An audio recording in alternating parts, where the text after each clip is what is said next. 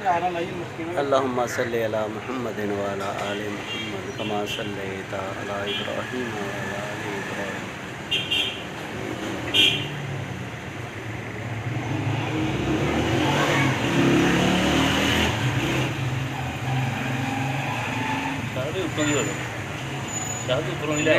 اوپروں دی لیاؤ شاہد اوپروں دی لیاؤ اس لاگے ہو جاؤ.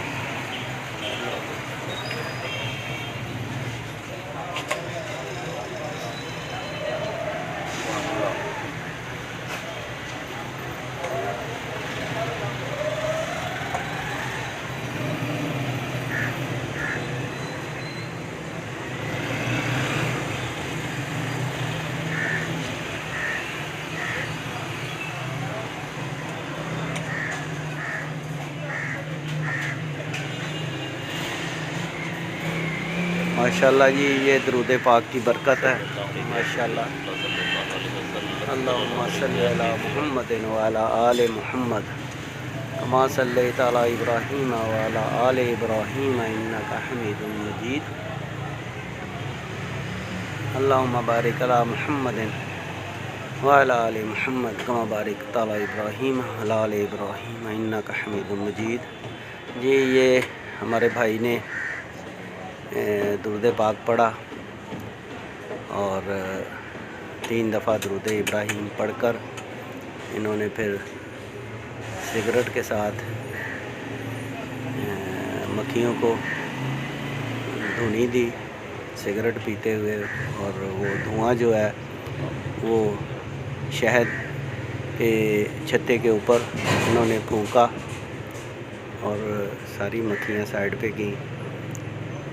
اور یہ دیکھیں ماشاءاللہ تھوڑا سا نکلا ہے چھوٹی مکھی کا.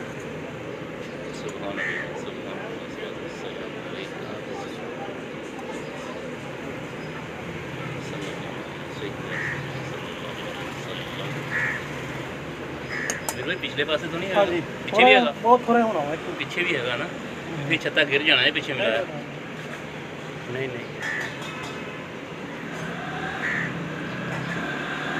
مکھیاں نہیں بچ آدی ہے پیچھے بھی تھوڑا بہت ہونا بس سارے اتنے کی ہوئے گا نا. چمچ دئیے چمچ نہ چلایا جائے. چمچ لے آؤ بس، ہاں چمچ لے آؤ بس ٹھیک ہے. تھوڑا جہا نکلنا ایک ادھا چمچ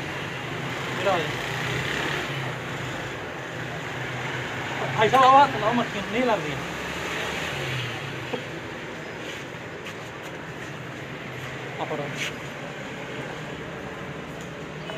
لاؤ نا آج تیاری کر لو کوئی میں لایا کروں گھڑنا.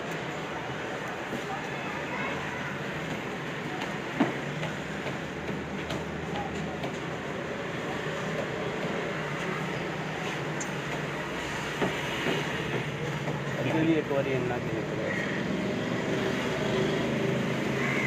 پہلے کدی نہیں لایا؟ ایک دفعہ لایا سیگا، ادو ادھر لگیا سی یہ نال اتنے پھردا موسم کے حساب سے نکلتا بہت شاید نکلتا ہے. اچھا پیر کڑی کھانے زیادہ نکلتا تو کٹ لینا. پیر نکلنے لگا